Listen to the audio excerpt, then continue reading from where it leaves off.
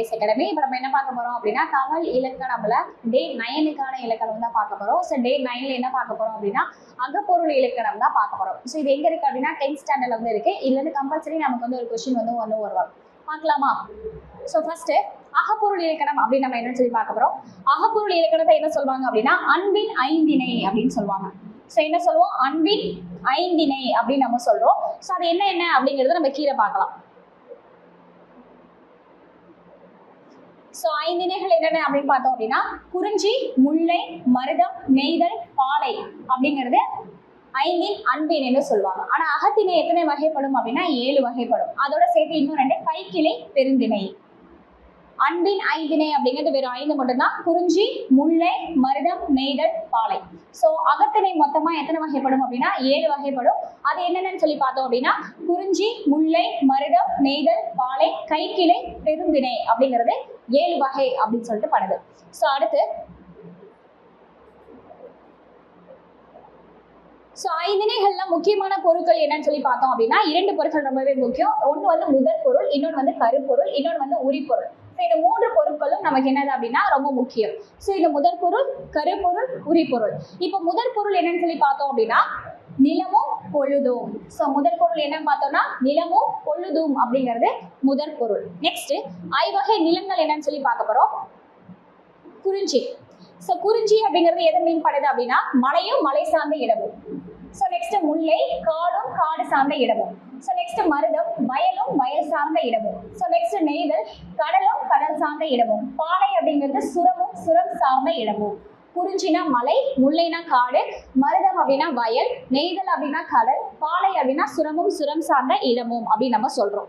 பொழுது பாத்தீங்க அப்படின்னா 2 வகைப்படும். என்னென்ன பொழுது அப்படின்னா பெரும் பொழுது, இன்னொன்று சிறு பொழுது அப்படின்னு சொல்லி பொழுதுகள் 2 வகைப்படும். அடுத்த கொஸ்டின்.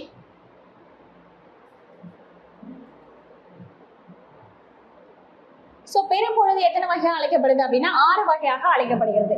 ஸோ பெரும் பொழுது 6 கூறுகள். அது எப்படி பிரிக்கிறாங்க அப்படின்னா ஒரு ஆண்டுல 6 கூறுகளாக பிரிக்கிறாங்க. எப்படி பிரிக்கிறாங்க? ஃபர்ஸ்ட் கார்காலம், அடுத்து குளிர்காலம், அடுத்து முன்பனி காலம், நெக்ஸ்ட் பின்பனி காலம், அதுக்கப்புறம் இளவேனில் காலம், அதுக்கப்புறம் முதுவேநீர் அப்படின்னு சொல்லிட்டு ஒரு காலம்.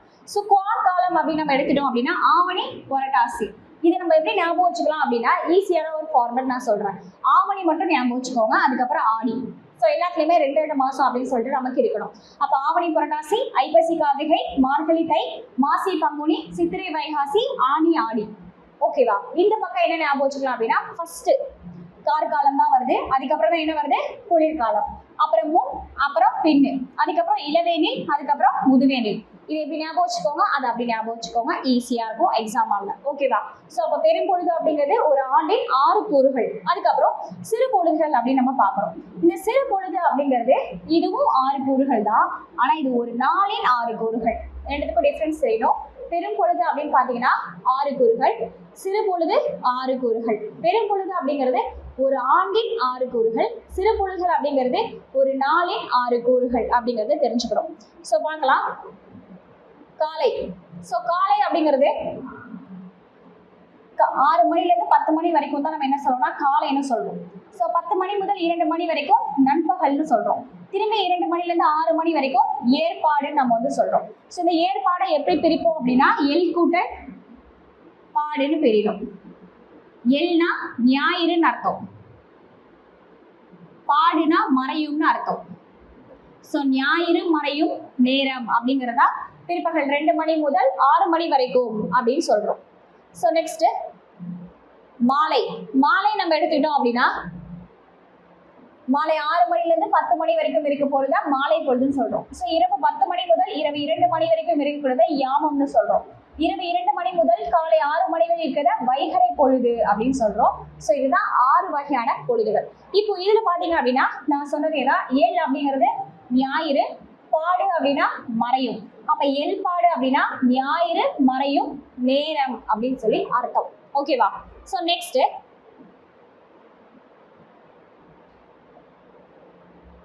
ஸோ திரையும் பொழுதும் இது நமக்கு ரொம்ப முக்கியம். என்னென்ன திரைக்கு என்னென்ன இருக்கு அப்படின்னு சொல்லி பார்க்கணும். ஸோ குறிஞ்சி அதோட பெரும் பொழுது பார்த்தீங்க அப்படின்னா குளிர்காலம், முன்பனி காலம். ஸோ முல்லை அப்படின்னா கார்காலம், மருதம் அப்படிங்கிறது 6 பெரும் பொழுது, நெய்தல் அப்படின்னாலும் 6 பெரும் பொழுதுகளை கொண்டிருக்கு. ஸோ பாலை, இளவேனில், முதுவேனில், பின்பனி. இதை நம்ம எப்படி ஈஸியா ஞாபகம் வச்சுக்கலாம் அப்படின்னா, ஸோ மருதம், நெய்தல் இது ரெண்டுத்துக்குமே பாத்தீங்கன்னா 6 பெரும் பொழுதுகள் அப்படிங்கிறது முழுசா இருக்கு. கரெக்டா? So balance. முல்லை அப்படின்னா காரு.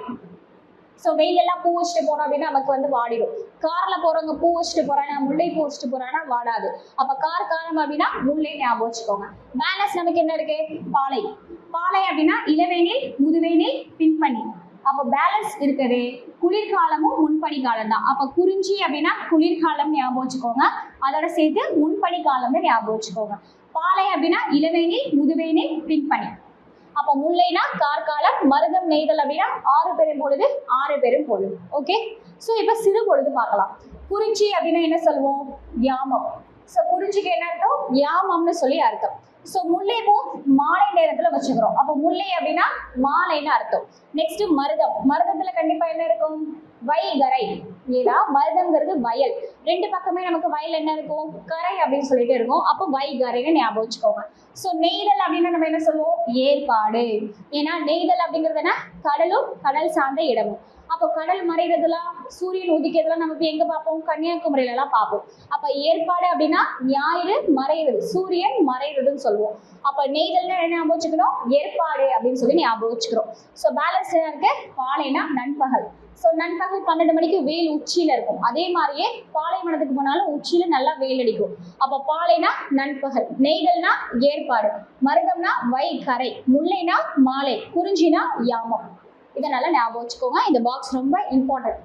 ஸோ நெக்ஸ்ட் இங்க கொடுத்துருக்காங்க. ஸோ ஒரு நிலத்தின் தெய்வம், மக்கள், தொழில், விலங்கு இவையெல்லாம் என்னவா நம்ம சொல்றோம் அப்படின்னா கருப்பொருட்களாக சொல்றோம். ஸோ இப்போ கீழே தான் ஒரு பெரிய பாக்ஸ் இருக்கும். அந்த பாக்ஸ் வந்து ப்ரீவியஸ் இயர் கொஸ்டின் பேப்பர்லையும் நமக்கு வந்து இருக்கும். ப்ரீவியஸ் இயர் புக்லேயும் இருக்கும், இப்போ இருக்க புக்லேயும் இருக்கும். இது வந்து கம்பல்சரி நமக்கு வந்து கொஸ்டின் வரும். ஓகேவா? ஸோ உங்கள் ஓல்டு புக்கை வேணாலும் நீங்கள் எடுத்து செக் பண்ணி பார்த்துக்கோங்க. பார்க்கலாமா இதெல்லாம் வருதுன்னு? ஸோ ஃபர்ஸ்ட் 5 பொழுதுகள் கொடுத்துருக்காங்க. குறிஞ்சி, முல்லை, மருதம், நெய்தல், பாலை. ஸோ இதில் பார்த்தீங்க அப்படின்னா தெய்வம். ஸோ ஃபர்ஸ்ட் தெய்வம் யாரு கொடுத்துருக்காங்க அப்படின்னா, என்னடா ஸோ இப்போ நெக்ஸ்ட் நம்ம என்ன பார்க்க போறோம் அப்படின்னா கருப்பொருட்கள் பார்க்க போறோம். ஃபர்ஸ்ட் குறிஞ்சி, முல்லை, மருதம், நெய்தல், பாலை இத்தனை இருக்கு இல்லையா? இப்போ குறிஞ்சிக்கான தெய்வம் இதுன்னு சொல்லி தான் பார்க்க போறோம். ஸோ குறிஞ்சி பார்த்தீங்க அப்படின்னா முருகன், முல்லை பார்த்தீங்க அப்படின்னா திருமால், மருதம் பார்த்தீங்க அப்படின்னா இந்திரன், நெய்தல் அப்படின்னா வருணன், பாலை அப்படின்னா கொற்றவை. ஸோ இவங்க எல்லாம் எப்படி அப்படின்னா இந்த 5 நிலத்துக்கான தெய்வங்கள். நெக்ஸ்ட் 5 நிலத்துக்கான மக்கள்னு பார்த்தீங்க அப்படின்னா குறிஞ்சியில இருக்கவங்க குறவர் குறத்தியர், முல்லையில இருக்கவங்க ஆயர் ஆட்சியர், மருதம்ல இருக்கவங்க உழவர் உலத்தியர், நெய்தல்ல இருக்கவங்க பரதன் பரத்தியர், ஸோ பாலையில இருக்கவங்க எய்னர் எய்ச்சியர். ஸோ இதுவும் நமக்கு ரொம்ப இம்பார்ட்டன்டான ஒரு கொஸ்டின். நெக்ஸ்ட் உணவு. ஸோ குறிஞ்சி அப்படின்னு நம்ம என்ன படிச்சிருக்கோம்? மலைன்னு படிச்சிருக்கோம். ஸோ இந்த மலையில அதிகமாக என்ன கிடைக்கும்? மலை நெல்லும் திணையும் கிடைக்கும். கரெக்டா? அதே மாதிரி முல்லை, முல்லையில் என்ன கிடைக்குது? வரகு, சாமை. ஸோ மருதம் அப்படிங்கிறது ஒரு நிலம், வயல் இருக்கக்கூடிய ஒரு நிலம். அப்ப கண்டிப்பா அங்க என்ன கிடைக்கும்? செந்நெல்லும் கிடைக்கும், வெண்ணெல்லும் கிடைக்கும். இப்போ நெய்தல், நெய்தல் அப்படின்னா கடல், அங்க என்ன கிடைக்கும்? மீனும் உப்புக்கு பெற்ற பொருட்களும் நமக்கு வந்து கிடைக்கும். ஸோ பாலை அப்படிங்கிறது ஃபுல்லாவே பாலைவனமா இருக்கும். அங்க போக்குவரத்துக்கோ தொழிலுக்கோ வேலை கிடையாது. அதனால மக்கள் என்ன செய்யறாங்க? சூறையாடல் அப்படிங்கிறது, ஒருத்தவங்க வழிப்பறி பண்றது, திருடுறது, அந்த மாதிரி வேலை செய்யறது பாலைநில மக்களோட வேலையா இருக்கு. நெக்ஸ்ட் விலங்கு.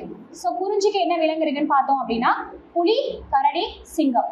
அடுத்து முல்லை பார்த்தீங்க அப்படின்னா முயல், மான், புலி. ஸோ யானை. மருதம் பார்த்தீங்க அப்படின்னா எருமை, நீர், நாய். ஸோ நம்ம எல்லாருக்குமே நல்லா தெரியும் இல்லையா? மருதம் அப்படின்னாலே நமக்கு வந்து உழவு செய்யணும். கண்டிப்பா அப்ப எருமையெல்லாம் ரொம்ப முக்கியம். நீர், நாயும் இருக்கு. அடுத்து நெய்தல் பார்த்தீங்க அப்படின்னா கடல்ல என்ன இருக்கும்? முதலை, சுறாங்கிறது இருக்கும். பாலை எங்க இருக்குன்னா வழி இழந்த யானை. ஸோ பாலை என்ன இருக்கு பாத்தீங்கன்னா வழி இழந்த யானை அப்படின்னு சொல்லிட்டு இருக்கு. அடுத்தது பூ. குறிஞ்சிக்கு பாத்தீங்க அப்படின்னா குறிஞ்சி, காந்தல். அடுத்து பாத்தீங்கன்னா முல்லைனா தோன்றி பூ. ஸோ முல்லை மொட்டா இருக்கும் இல்லையா? ஸோ முல்லை தோன்றி ஞாபகம் வச்சுக்கோங்க. அடுத்து மருதம் பாத்தீங்க அப்படின்னா தாமரை பூவும் செங்கழு நீர் அப்படின்னு சொல்லிட்டு ஒரு பூவும் இருக்கு. நெய்தல் பாத்தீங்க அப்படின்னா தாளை, நெய்தல். நெய்தல் பேர்லயே ஒரு பூ இருக்கு, தாளைன்னு ஒரு பூ இருக்கு. நெக்ஸ்ட் பாலையில பாத்தீங்கன்னா குரவம் மற்றும் பாதிரி அப்படின்னு சொல்லிட்டு பூ இருக்கு. இது எல்லாமே 5 நிலத்துக்கான பூக்கள். அடுத்து பார்த்தோம் அப்படின்னா மரம். என்னென்ன மரம் இருக்கு? குறிஞ்சினா மலை, அகில்னு ஒரு மரம் இருக்கு, வேங்கைன்னு ஒரு மரம் இருக்கு. முல்லையில பார்த்தோம் அப்படின்னா கொன்றை, காயா அப்படின்னு சொல்லி 2 மரங்கள் வந்து இருக்கு. நெக்ஸ்ட் மருதம் பாத்தீங்கன்னா மருதம் பெயர்ல ஒரு மரம் இருக்கு, காஞ்சின்னு ஒரு மரம் இருக்கு. அடுத்தது பார்த்தோம் அப்படின்னா நெய்தல், புன்னை, ஞாழல் அப்படின்னு சொல்லிட்டு மரங்கள் இருக்கு. அடுத்து பாலை பார்த்தோம் அப்படின்னா இழுப்பை, பாலைன்னு சொல்லிட்டு மரங்கள் இருக்கு. ஸோ அப்ப தெய்வம், மக்கள், உணவு, விலங்கு, பூ, மரம் இதெல்லாம் பார்த்தோம். ஸோ நெக்ஸ்ட் என்ன பார்க்க போறோம் அப்படின்னா ஸோ பறவைகள், என்னென்ன பறவைகள் இருக்கு அப்படிங்கிறத பார்க்குறோம். ஸோ இந்த பறவையை வச்சு ஒரு ப்ரீவியஸ் இயர்ல கொஸ்டின் கேட்டிருந்தாங்க. ஸோ குறிச்சியில பார்த்தோம் அப்படின்னா கிளியும் மயிலும் இருக்கு. அதே மாதிரி முல்லைனா காட்டுக்கோழியும் மயிலும் வந்து இருக்கு. இது ரெண்டையும் மாத்தி போட்டு வரக்கூடாது. ஸோ ஒன்ஸ் நல்லா படிச்சுக்கோங்க. மருதம்ல பார்த்தோம் அப்படின்னா நாரை, நீர்க்கோழி, அன்னம். ஸோ அடுத்த நெய்தல்ல கடற்காகம், புறா, பருந்து அப்படிங்கிறது எங்க இருக்கு அப்படின்னா பாலைவனத்துல இருக்கு, புறாவும் பருந்தும். அடுத்தது பார்த்தோம் அப்படின்னா ஊர். குறிச்சியோட ஊரை என்ன சொல்றாங்க அப்படின்னா சிறு குடி அப்படின்னு சொல்றாங்க. ஸோ அதே மாதிரியே முல்லைக்கு என்ன சொல்றாங்கன்னா பாடி சேரின்னு சொல்றாங்க. அடுத்த ஊர் பார்த்தீங்கன்னா மருதம், பேரூர், மூதூர்னு சொல்றாங்க. அடுத்து பார்த்தோம் அப்படின்னா பட்டினம், பாக்கம்னு சொல்றாங்க, நெய்தல். ஸோ அதே மாதிரி பாலை நிலத்தை என்ன சொல்றாங்கன்னா குறும்புன்னு சொல்றோம். அடுத்து நீர். ஸோ மலையிலேருந்து என்ன கிடைக்கும்? அருவி நீர், சுரை நீர். முல்லைனா காடு, அப்போ காட்டாறுன்னு வரும். அதே மாதிரி மனை கிணறு அப்படிங்கிறது எங்க இருக்கும் அப்படின்னா மருதம் நிலத்துல அதிகமா இருக்கும். ஸோ மனை கிணறு, பொய்கை. நெய்தல்ல என்ன இருக்கும் அப்படின்னா மணர் கிணறு. ஸோ இது ரொம்ப முக்கியம். மனை அப்படின்னா மருதம், மணர் அப்படின்னா நெய்தல். அதுக்கப்புறம் ஊர்களி அப்படின்னு சொல்லிட்டு இருக்கும், அதுவும் நெய்தல் தான். ஸோ வற்றிய சுனை மற்றும் வந்து கிணறு இது வந்து எங்க இருக்கும் அப்படின்னா பாலை நிலத்துல இருக்கு. அடுத்து பறை. ஸோ பறை பார்த்தோம் அப்படின்னா தொண்டகம் அப்படிங்கிறது எங்க வாசிக்கிறாங்க அப்படின்னா குறிஞ்சியில, ஏறுகோட்பறை அப்படிங்கிறது முல்லையில, மணமுலா, நெல்லரிக்கிணை அப்படிங்கிறது என்ன பண்றாங்க அப்படின்னா மருதம்ல, மீன் கோட்பறை அப்படின்னா நெய்தம், துடி அப்படின்னா பாலை. ஸோ அடுத்தது யாழ். ஸோ என்ன இசைக்கிறாங்க அதது பேர்லயே வரும் நமக்கு. குறிஞ்சியாழ், முல்லையாழ், மருதையாழ். விலங்கையாழ் அப்படிங்கிறது நெய்தலுக்கு வருது. நெக்ஸ்ட் பாலையாழ் அப்படின்னு சொல்லிட்டு இருக்கு. அடுத்தது பார்த்தோம் அப்படின்னா பண். குறிஞ்சி பண், முல்லை பண், மருத பண், செவ்வழி பண் பார்த்தீங்கன்னா நெய்தல், பஞ்சு பண் அப்படின்னா பாலை. ஓகே, நெக்ஸ்ட் தொழில் அப்படின்னு பார்த்தீங்கன்னா தேன் எடுக்கிறது, கிழங்கு வந்து அகழ்தல். அதுக்கப்புறம் முல்லை நிலத்துல பார்த்தீங்கன்னா ஏறு தழுவுதல், நிறை வந்து மேய்த்தல். நெக்ஸ்ட் மருதம்ல பார்த்தோம் அப்படின்னா நெல்லறிதல், களை வந்து பறித்தல். அடுத்து நெய்தல்ல பார்த்தோம் அப்படின்னா மீன் பிடித்தல், உப்பு விளைவித்தல். அடுத்து பாலையில பார்த்தோம் அப்படின்னா வழிப்பறி மற்றும் நிறை கவர்தல். ஸோ இந்த பாக்ஸ் வந்து ரொம்ப இம்பார்ட்டண்டான ஒரு பாக்ஸ். இதை கண்டிப்பா படித்தோம் அப்படின்னா நமக்கு இதுலேருந்து கம்பல்சரி ஒரு மார்க் அப்படிங்கிறது நமக்கு உண்டு. ஸோ இதெல்லாம் படிச்சுக்கோங்க. ஸோ இதோட டே 9க்கான இலக்கணம், அகப்பொருள் இலக்கணம் அப்படின்னு சொல்லிட்டு நமக்கு வந்து முடியுது. ஸோ இதோட பிடிஎஃப் எங்க இருக்குன்னு பார்த்தீங்க அப்படின்னா நம்மளோட டெலிகிராம் சேனல்ல இருக்கு. ஸோ இலக்கணத்துக்கு மட்டுமே நம்ம இதோட 10 கிளாஸ் போட்டிருக்கோம். அந்த 10 கிளாஸ்ல இருந்தும் கண்டிப்பா உங்களுக்கு ஒரு மார்க்குன்னு சொல்லி 10 மார்க் உங்களுக்கு கண்டிப்பா வரும். ஸோ அந்த கிளாஸை மிஸ் பண்ணாம பாருங்க. தேங்க்யூ.